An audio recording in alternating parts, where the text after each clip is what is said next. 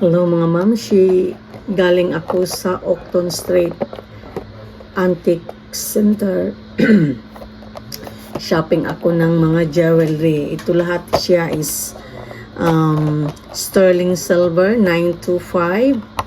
So, tingnan na natin kung ano to sila lahat. Magaganda lahat to sila mga mamshi. Ito siya is, yan muna eh.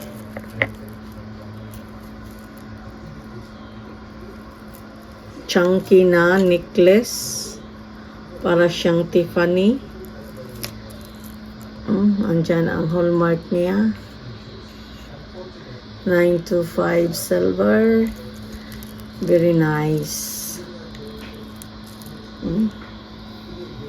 Chunky. Next is ito siya. Set to siya set.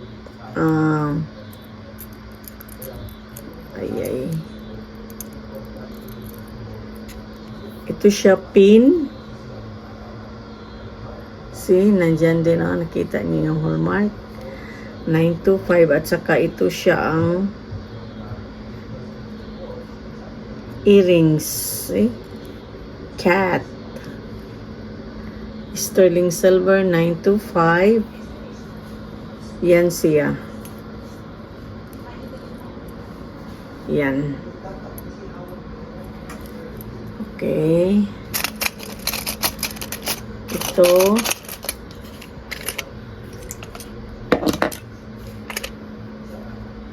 Ganda open. Puros to siya sterling silver mga mamshi. Yan.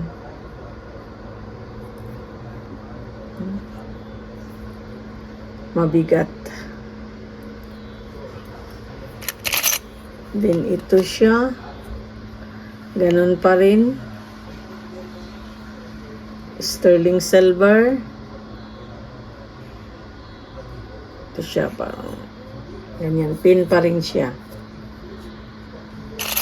Next is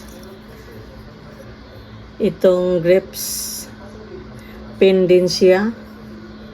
Diba meron na ako noong una, pero yung sa una ko is pwedeng mapindant. Pwede rin siyang ipin. Pero ito siya, ito pin lang talaga siya, malaki oh. Malaki. Ito yung, yep. Next, ito siya. Ganun pa rin grips. Tingnan nyo yung different niya. Ang leaves niya dito, parang ganyan. Ang isa naman, yan, iba. Anon pa rin siya pin. Nandyan ang ano nyo. Hallmark niya. 925. Isa naman ay. Yan, 925 sterling silver. Ito talaga napakaganda talaga itong ano, bracelet na Lucky Charm. May yung parang ano, at sama niyan sa atin. Then may shoes. Saka itong lagayan dyan mo ilagay yung sulat. Saka siya book. O ano pala to siya, yung parang ano sa ibon. Ito siya ang yung parang sa sulat. Ayan. Napakaganda. Ito talaga ang nagustuhan ko. Sterling silver. Yeah, SS 925 siya. Meron siyang tatak dito. Puro to siya 925 silver. It next is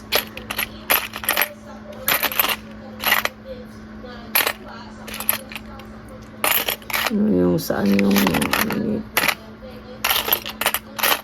miming may cat. Ito siya coyote.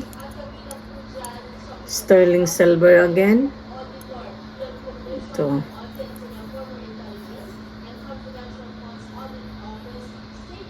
Yeah.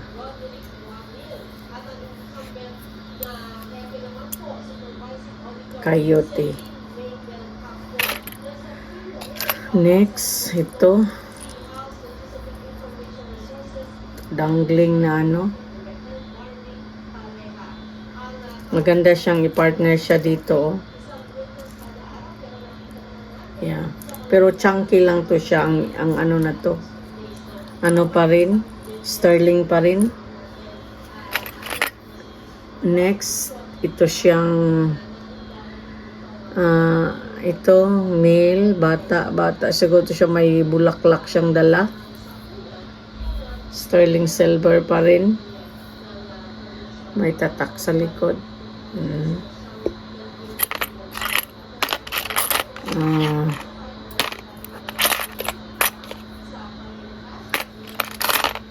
Next, ito.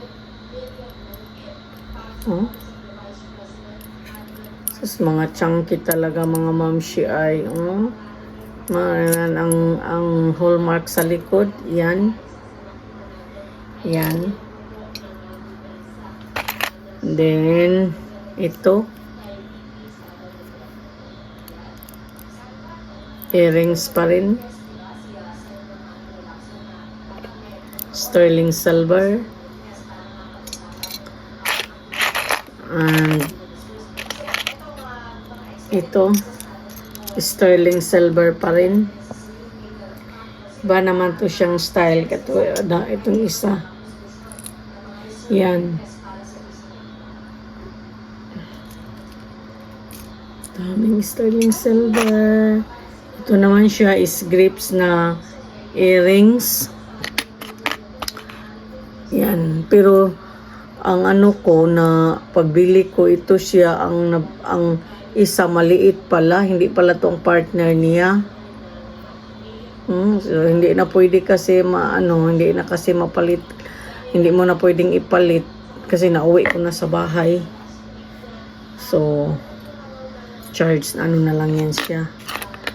At saka ito siya ay earrings pa rin. Ito wala silang partner kasi nakalagay na siya dito siyang partner.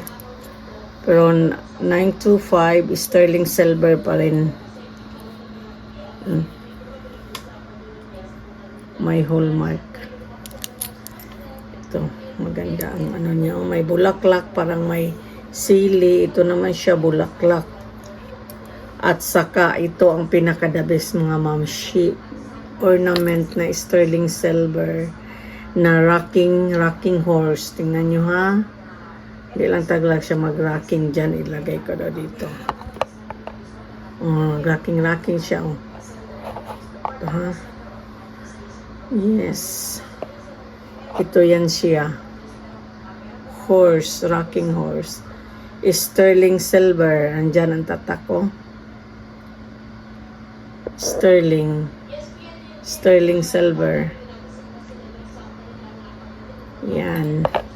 Ito ang nabili lahat ni Mama Lua sa antique store. So, iba yung pinakita ko na sa inyo noon. Ito yung bago to siya. Bago to siya ng mga jewelry. So, mga vintage to siya mga mamshi. Vintage yan siya. Ito si Coyote. Ito yung earrings. Mga earrings yan. Vintage to siya. Ibinta ko yan siya. Para makabawi si Inday sa sa price nito. Mahal-mahal din ang mga price nito mga mamshi. Kasi mga vintage.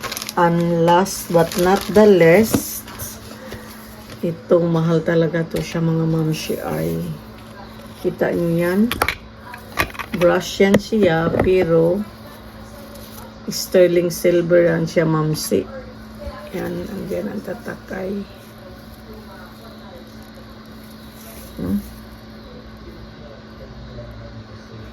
Sterling. Hindi ko lang makita yan. Sterling. Saka naman to siya, brass. Yan.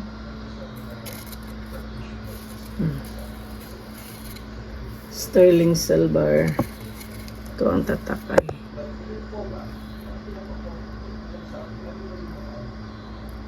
Sterling silver. Yan. Yan.